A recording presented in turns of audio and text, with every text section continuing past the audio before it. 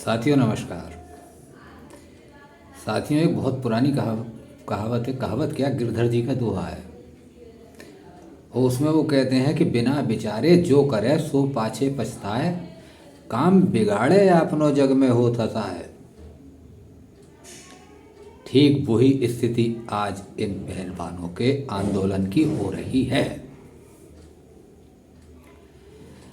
आज जिस तरह से आंदोलन जीवियों ने इन पहलवानों के आंदोलन को हाईजैक किया, पुलिस की बैरिकेडिंग तोड़ी, जिस तरह से हुड़दंग किया, वो स्वस्थ परंपरा में, लोकतंत्र की स्वस्थ परंपरा में किसी तरह से भी उचित कहा नहीं जा सकता। ना तो मैं पहलवानों का समर्थन कर रहा हूँ, ना ही मैं ब्रजभूषण सिंह का समर्थन कर रहा हूँ।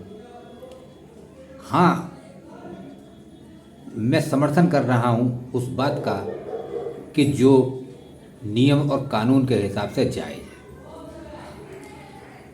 जिस तरह से पहलवान ब्रजभूषण शरण सिंह से लड़ने के लिए उन पे आरोप लगा करके इस जंतर मंतर पे इकट्ठा हुए, यहाँ मैं ये बता दूं कि मेरी पहलवानों के साथ पूरी सहानुभूति है। वो भी हमारे देश के ही बच्चे हैं। किसी समय उन्होंने भी इस देश में नाम रोशन किया है। लेकिन पहलवानों को जिस प्रकार से उकसाने का काम इन राजनीतिक नेताओं ने किया है, और ये भोले भाले बच्चे उनके बहकावे में आकर के अपना कैरियर तबाह कर रहे हैं, इसके अलावा कुछ नहीं है। नेता आए, उसके बाद आंदोलन जीवी राकेश टिकैत भी चले आए।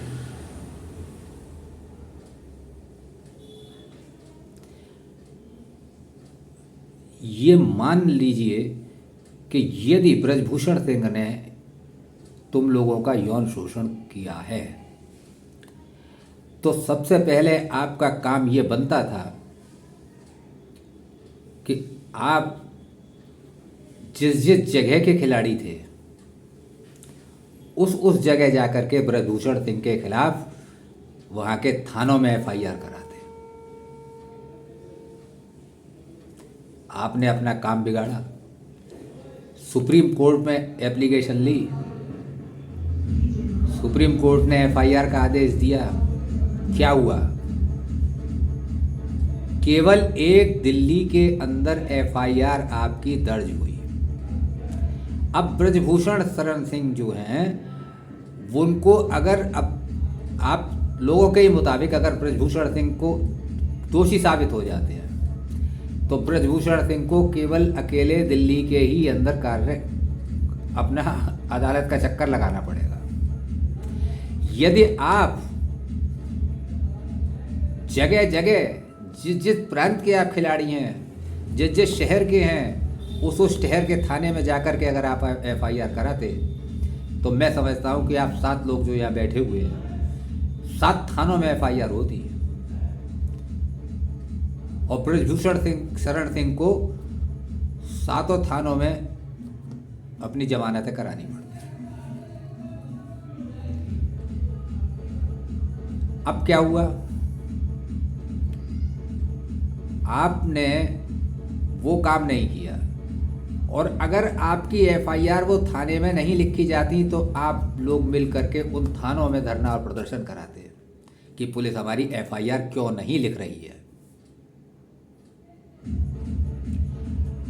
आप जाते और जाने के बाद उस एफआईआर को कराते और मजिस्ट्रेट के सामने जाकर के 164 के बयान दर्ज कराते।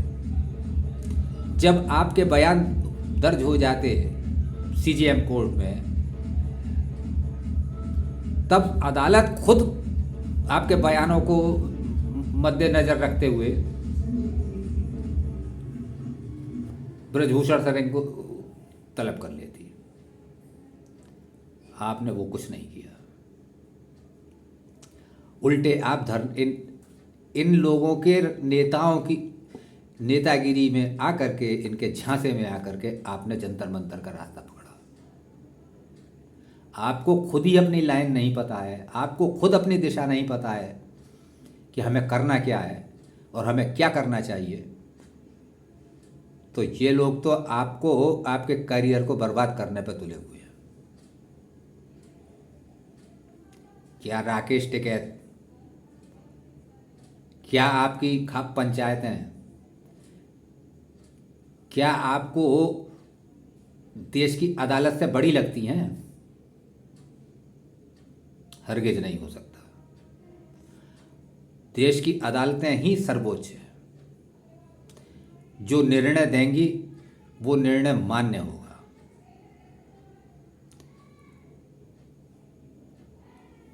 आपकी एफआईआर पुलिस ने दर्ज की, सुप्रीम कोर्ट के आदेश पे आपकी 2 एफआईआर दर्ज हुई।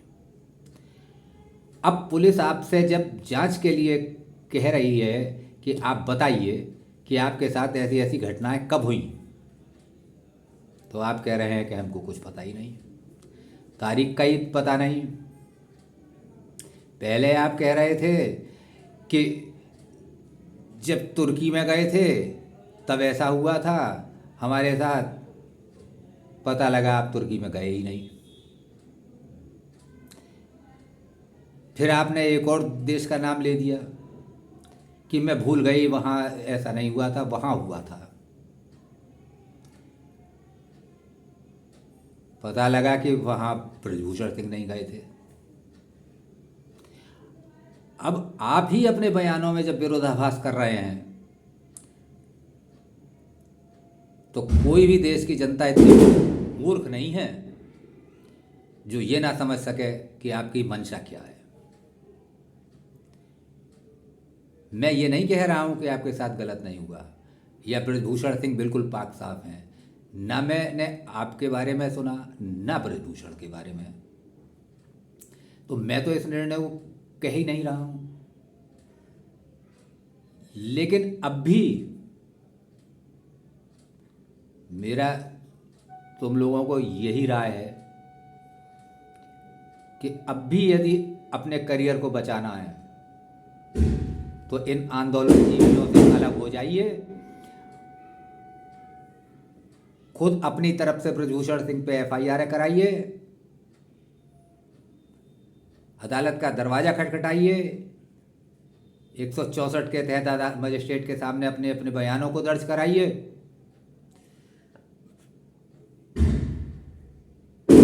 अदालत अपने आप ब्रजभूषण सिंह को अब बुला लेगी।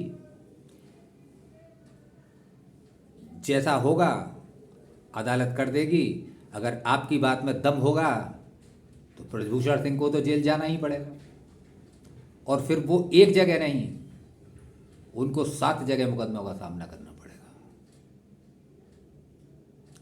लेकिन यदि आप जंतर मंतर पर बैठे रहे और इन आंदोलनजीवियों के झांसे में आते रहे, इन नेताओं के झांसे में आते रहे, तो बेटा मैं तुम सबसे यही प्रार्थना करता हूं कि एक कहावत है, नेता कुछ नहीं देता सब कुछ ले लेता। नेता कुछ नहीं देता सब कुछ ले लेता। ये तुम्हारे कैरियर को बर्बाद कर देंगे। तुम इस बात को समझो, विचारो और उचित प्रक्रिया का पालन करो यदि ब्रजभूषण को जेल भेजना है। बस मेरी तुम लोगों से यही प्रार्थना है कि इस रास्ते को मत करो जो तुमने प्रतिष्ठा कमाई है। धीरे धीरे करके वो देश की जनता, अगर तुम सच भी बोल रहे हो तो ये देश की जनता इतनी बेवकूफ़ नहीं है, इन आंदोलनजीवियों के आते ही तुम्हारे ऊपर भी कालिक पुत जाएगी। जय हिंद, वंदे मातरम।